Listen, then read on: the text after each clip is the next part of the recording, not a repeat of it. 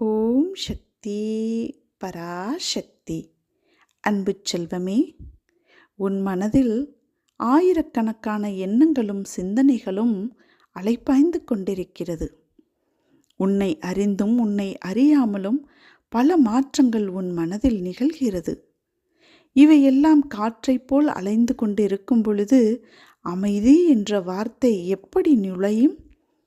உன் மனதை முதலில் சாந்தமாக வைத்துக்கொள்.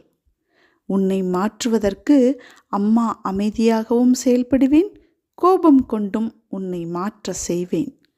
எனக்கு தேவை என் பிள்ளை மனதில் இருக்கும் எதிர்மறைகளை மாற்றி நேர்மறையானதாக்குவதே எனது குறிக்கோள். வாழ்வில் அமைதியின்மை, கோபம் இவைகள் எல்லாம் உன்னை எல்லா விஷயங்களிலிருந்தும் தூரப்படுத்தும், உறவுகளிடமிருந்தும் தூரப்படுத்தும். அதனால் உன் மனதில் எழும் கோபத்தை குறைக்க முதலில் எல்லாவற்றையும் சாதாரண கண்ணோட்டத்தில் எடுத்து பழகு. கோபத்தை கட்டுப்படுத்த முடியவில்லை என்றால் நீ நினைத்தால் உன் அம்மா ஓம் சக்தியை மனதார நினை. என் நாமத்தை எப்பொழுதும் உச்சரித்து கொண்டே இரு.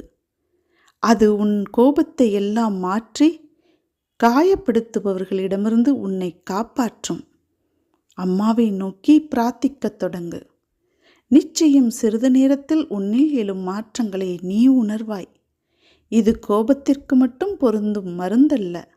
உன் மனம் சஞ்சலம் அடைந்தாலோ, அமைதி இல்லாமல் இருந்தாலோ, புத்தியும் மனமும் நேர்கோட்டில் இருந்தால்தான் உன் முடிவுகளும் அதை நோக்கி புறப்படும். எந்த நேரத்தில் தேவைப்படுமோ அப்பொழுதெல்லாம் அம்மாவின் நாமத்தை உச்சரித்து கொண்டிரு.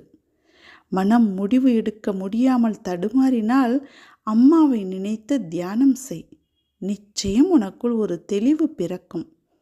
நாம் இப்படி இருக்கிறோமே என்று வருந்துவது உன்னை நீ மாற்றிக்கொண்டு ஒரு நல்ல நிலையில் நல்ல குணங்களுடன் இருக்கப் போகிறாய் என்பதற்கான அறிகுறி. கவலைப்படாதே. எல்லா குழப்பங்களும் தீர்ந்து ஒரு அமைதியான நீரோடை போல் உன் வாழ்க்கை செல்லும்.